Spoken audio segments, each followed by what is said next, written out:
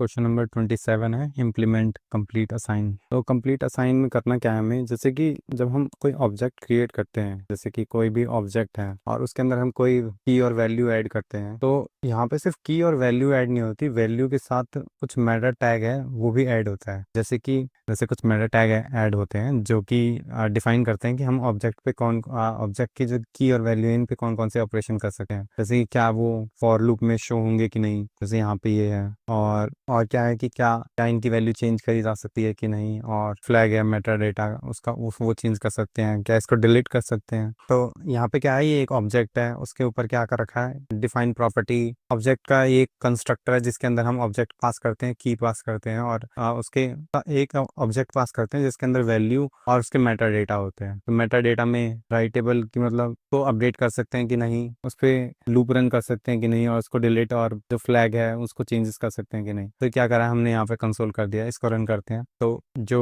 Get on property descriptor है ये क्या करेगा, ये रिटर्न कर देगा। तो ये जो जो मेटा डेटा होते हैं इनको डिस्क्रिप्टर बोलते हैं। तो हमें क्या करना है कि हमें अब क्या करना है, फुल्ली कॉपी करना है जितना अगर चाहे वो जैसे फॉर लूप के अंदर शो हो या ना हो, हमें उसको भी कॉपी करना है। तो हम क्या करेंगे, ये फॉलो अप क्वेश्चन है 26 का, तो मैं उसका कोड कॉपी कर लेता हूँ। तो ये सेम कोड है जो 26 का था, इम्प्लीमेंट ऑब्जेक्ट असाइन। अब इसमें क्या होगा कि जैसे हमने यहाँ पे चेंजेस करते हैं, जैसे यहाँ पे ये जो ऑब्जेक्ट की है, तो ये की जो रिटर्न करती है ये क्या करती है कि लूप रन करेगी और यहाँ से जितने भी प्रिमिटिव स्ट्रिंग होंगे या फिर जो भी वैल्यू होगी वो रिटर्न कर देगी। पर जो नॉन इन्यूमरेबल है उसके ऊपर से ये पास हो जाएगी, मतलब वो वैल्यू नहीं देगी। तो हम क्या करेंगे, इस जगह होता है गेट ऑन प्रॉपर्टी नेम। तो ये क्या करेगा, ये लूप रन कर देगा और सारे रिटर्न कर देगा जैसे यहाँ पे दे रखा है। तो ये क्या करेगा, जो प्रिमिटिव है और जो नॉन प्रिमिटिव है दोनों पे ही दे देगा, नॉन इमरेबल पे दे देगा। तो हमारे पास की आ जाएंगी। तो ये हो गया। अब फिर क्या करेंगे, यहाँ पे हम यहाँ पे क्या कर रहे हैं कि मैनुअली कॉपी कर रहे हैं, बस वैल्यू को कॉपी कर रहे हैं। तो ये चीज नॉन इमरेबल के केस में नहीं हो पाएगी। तो हम क्या करेंगे, यहाँ पे डिस्क्रिप्टर निकाल लेंगे, DSC से डिनोट करता हूँ, तो लेट कर लेते हैं। तो object dot get on property descriptor, तो इसमें क्या देंगे, हम सोर्स पास कर देंगे और जो की है वो पास कर देंगे। तो हमें क्या मिल जाएगा, डिस्क्रिप्टर मिल जाएंगे। जैसे यहाँ पे ये असाइन कर रखा है, जैसे यहाँ पे ऑब्जेक्ट करने से हमें डिस्क्रिप्टर मिल गया था, ये ऑब्जेक्ट मिल जाएगा ऐसे ही। तो हम क्या कर देंगे, जो टारगेट है उसके अंदर प्रॉपर्टी डिफाइन कर देंगे। तो ऑब्जेक्ट डॉट डिफाइन प्रॉपर्टी, और इसके अंदर हम क्या पास करेंगे, टारगेट के अंदर जो की देनी है हमें, की और डिस्क्रिप्टर। तो हमने ये पास कर दिया। अब इसको सबमिट करते हैं, ये सबमिट हो गया। अब यहाँ पे क्या होता है कि हमने क्या किया है कि पर्टिकुलर हमने एक की सारी की गेट करी है सोर्स की, और उसके और सिंबल गेट किए हैं, और उनपे लूप रन करके हमने एक एक डिस्क्रिप्टर लिया है और उनको ऑब्जेक्ट में डिफाइन कर दिया है। अब इसकी जगह क्या होता है कि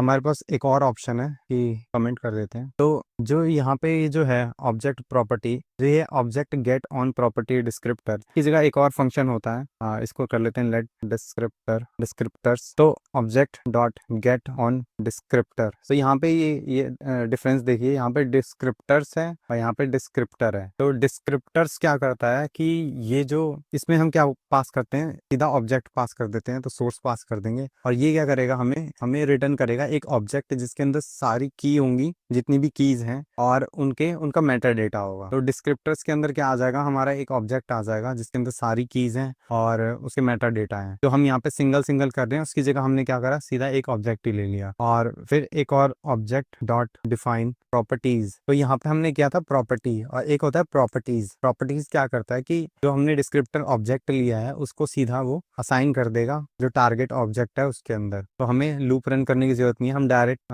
ये ऑपरेशन कर सकते हैं। तो आई होप कि आपको समझ में आया होगा डिस्क्रिप्टर्स और डिस्क्रिप्टर में अंतर क्या है, और डिफाइन प्रॉपर्टीज और प्रॉपर्टी में अंतर क्या है। और इसको सबमिट करते हैं, तो सबमिट हो गया।